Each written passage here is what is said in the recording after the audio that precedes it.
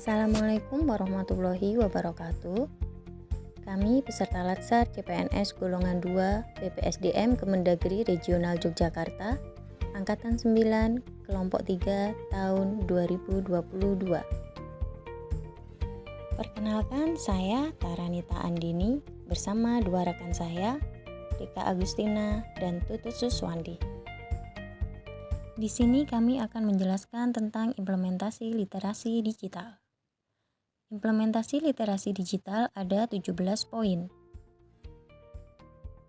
Di sini saya akan menjelaskan tentang 6 poin pertama implementasi literasi digital.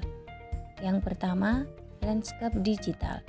Yang kedua, mesin pencarian informasi, cara penggunaan dan pemilahan data. Yang ketiga, aplikasi percakapan dan media sosial. Yang keempat, aplikasi dompet digital, loka pasar atau marketplace, dan transaksi digital. Yang kelima, etika berinternet. Yang keenam, informasi hoax, ujaran kebencian, pornografi, perundungan, dan konten negatif lainnya. Implementasi literasi digital yang pertama adalah landscape digital. Landscape digital merupakan sebutan kolektif untuk jaringan sosial, surel, situs daring, dan perangkat seluler. Fungsi perangkat keras dan perangkat lunak saling berkaitan sehingga tidak bisa lepas satu sama lain.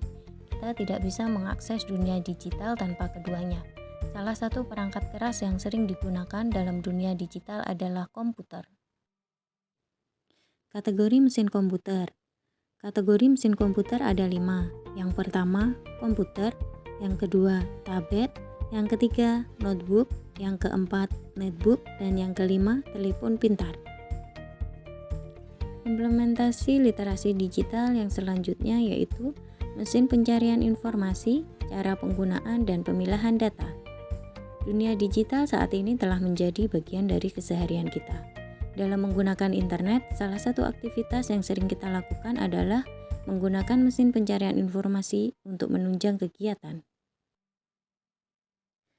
3 tahapan kerja mesin pencari informasi. Yang pertama, penelusuran. Penelusuran adalah langkah ketika mesin pencari informasi yang kita akses menelusuri triliunan sumber informasi. Yang kedua adalah pengindekan.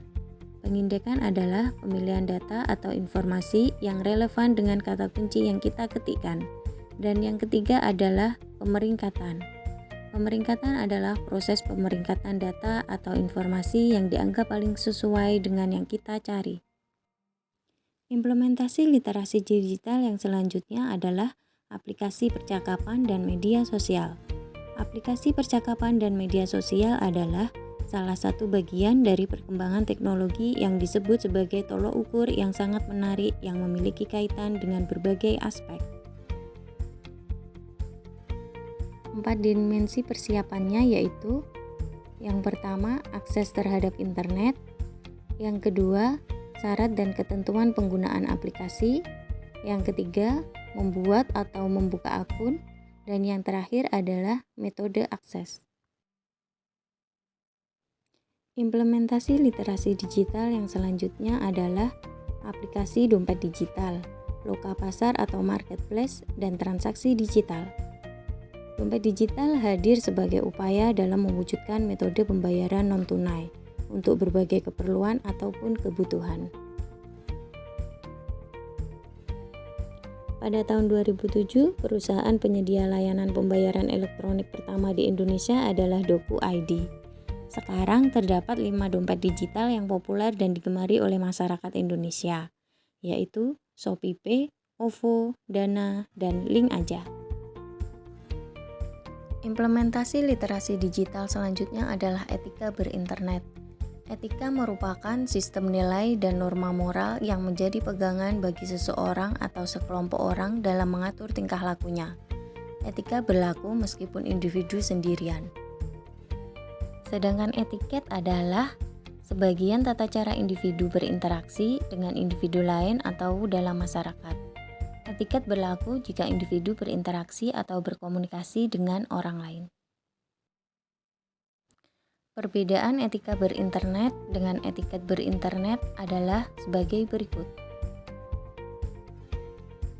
Implementasi literasi digital yang selanjutnya adalah informasi hoax, ujaran kebencian, pornografi, perundungan, dan konten negatif lainnya.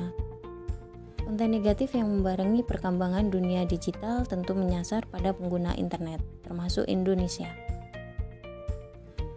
Konten negatif ini muncul karena motivasi-motivasi pembuatnya yang memiliki kepentingan ekonomi, politik, menjatuhkan kelompok politik tertentu, mencari kambing hitam, dan memecah belah masyarakat. Yang selanjutnya adalah berita hoax. Menurut KBBI, hoax adalah informasi bohong. Tips melindungi diri dari hoax. Yang pertama, evaluasi. Evaluasi dengan keterbukaan, relevansi, penulis, akurasi, dan tujuan. Yang kedua, dengan mencari di Google. Yang ketiga, dapatkan berita dari sumber berita. Dan yang terakhir, bedakan opini dengan fakta. Dan yang selanjutnya adalah perundungan di dunia maya atau cyberbullying. Tips menghadapi cyberbullying. Yang pertama, kita dapat melaporkan postingan tersebut di sosial media, karena seluruh media sosial berkewajiban menjaga penggunanya tetap nyaman berinteraksi. Yang kedua, jika perundungan tersebut membahayakan, segeralah menghubungi polisi. Dan yang ketiga adalah, cobalah mengambil gambar bukti perundungan jika sewaktu-waktu dibutuhkan saat melapor. Dan yang terakhir adalah ujaran kebencian.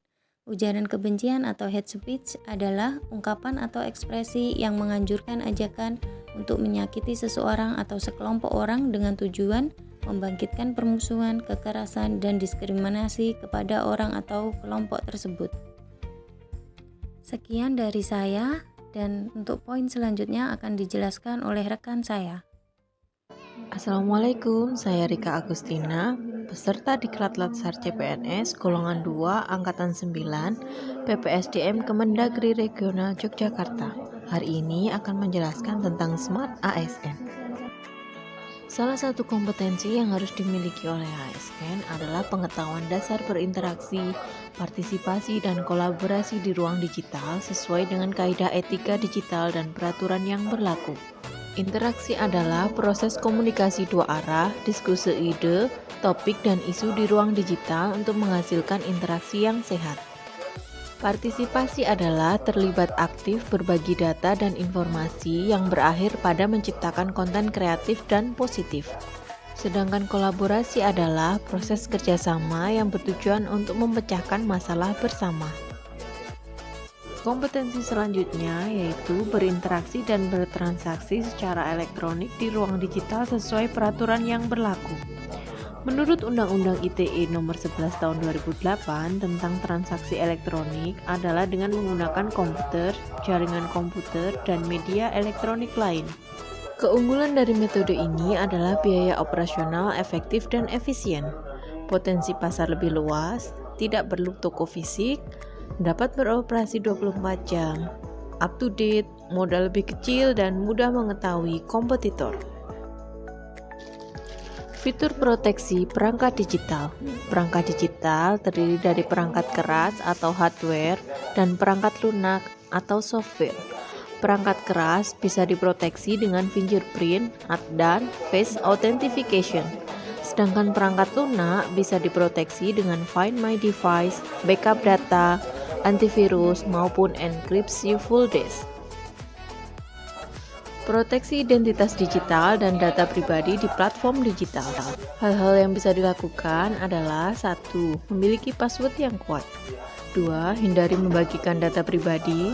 3. Pilih aplikasi yang aman. 4. Pahami pengaturan aplikasi dalam setiap platform. 5. Selalu lakukan pembaruan software. 6. Hati-hati mengunggah data pribadi di platform digital. 7. Hati-hati memasukkan data pribadi saat menggunakan Wi-Fi gratis. 8. Waspada terhadap aktivitas mencurigakan. Ada 4 ragam penipuan digital, yaitu 1. Scam, 2. Spam, 3. Phishing, 4. Hacking. Selanjutnya, rekam jejak digital. Rekam jejak digital ada dua sisi.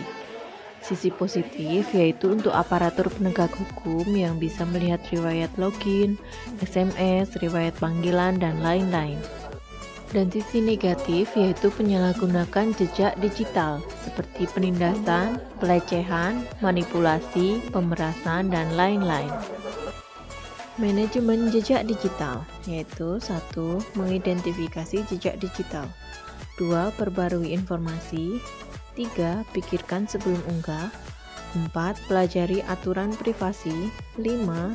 Cek pengaturan konfigurasi, 6. Gunakan kata sandi unik, 7. Bersihkan histori, 8. Jelaskan sejauh mana kita menginginkan orang lain mengunggah data kita. 9. Rencana masa depan, 10. Tinjau secara berkala. Demikian penjelasan saya tentang implementasi literasi digital. Terima kasih atas perhatiannya. Wassalamualaikum warahmatullahi wabarakatuh. Saya Tutut Suswati akan menjelaskan tentang minor safety, nilai-nilai Pancasila, digitalisasi kebudayaan, mendorong perilaku mencintai produk dalam negeri, dan digital right. Catfishing sebagai bentuk konstruksi identitas daring. Catfishing itu sendiri masuk dalam kategori pelanggaran di dalam SNS karena menipu dengan cara berpura-pura menjadi orang lain dengan menciptakan identitas baru secara virtual. Adapun 4 komponen yang terdapat dalam konstruksi sebuah identitas yaitu input, standard identity, komparator, dan output. Catfishing adalah penggunaan narasi fiktif untuk menggambarkan diri dari seorang pengguna dan menampilkannya kepada khalayak. Narasi fiktif yang dimaksud adalah penggunaan nama palsu, penggunaan avatar, display picture, profile picture, dan lain sebagainya. Nilai-nilai Pancasila dan Bhinneka Tunggal Ika sebagai landasan kecakapan digital dalam kehidupan berbudaya, berbangsa, dan bernegara, yaitu populasi kaum muda yang tinggi memberikan peluang bagi bangsa Indonesia untuk terus lebih berkembang di dunia teknologi digital. Tetapi yang perlu diperhatikan adalah penggunaan internet dalam benar sesuai dengan kecakapan yang berlandaskan dengan Pancasila dan Bhinneka Tunggal Ika. Tantangannya ada pada kemampuan mencerna informasi, sehingga pendidikan karakter adalah salah satu cara dalam penanaman nilai-nilai nasionalisme dan penanaman semangat kebangsaan dan pemahaman akan kebinekaan. Pancasila dan Bhinneka Tunggal Ika merupakan panduan kehidupan berbangsa dan bernegara, berbudaya di Indonesia. Dan internalisasi nilai-nilai Pancasila dan Bhinneka Tunggal Ika dalam kehidupan berbudaya, berbangsa, dan bernegara. Mengacu pada 10 kompetensi literasi Japelidi dengan konseptualisasi nilai-nilai Pancasila dan Bhinneka Tunggal Ika, ada 5 kompetensi dasar, yaitu cakap paham, cakap produksi, cakap distribusi, cakap partisipasi, dan cakap kolaborasi. Digitalisasi kebudayaan melalui pemanfaatan TIK. Harus ada izin konten, setelah itu produksi konten, dan baru bisa dimanfaatkan oleh masyarakat luas. Partisipasi adalah kompetensi penting literasi digital. Kolaborasi budaya visual yang paling sederhana adalah pameran dengan visual digital. Mendorong perilaku mencintai produk dalam negeri dan kegiatan produktif lainnya, ini adalah salah satu contoh cinta produk dalam negeri. Cinta produk dalam negeri. Kecintaan pada produksi dalam negeri sebenarnya bukti dari bela negara secara ekonomi. Namun, yang perlu dipahami bahwa bela negara dalam konteks kekinian tidak mengutamakan wajib militer, tetapi lebih mengutamakan dimensi kreativitas, sosial media, dan acara-acara hiburan yang edukatif. Digital right. Hak digital adalah hak asasi manusia yang menjamin tiap warga negara untuk mengakses, menggunakan, membuat, dan menyebarluaskan media digital. Hak digital meliputi hak untuk mengakses, hak untuk berekspresi, dan hak untuk merasa nyaman. 4 aspek kesejahteraan digital individu yang dikelilingi oleh 8 prinsip praktek digital yang baik. 4 kesejahteraan digital yaitu digital social well-being, digital personal well-being, digital learning well-being, dan digital work well-being. Sekian paparan singkat tentang Smart ASN dari kami.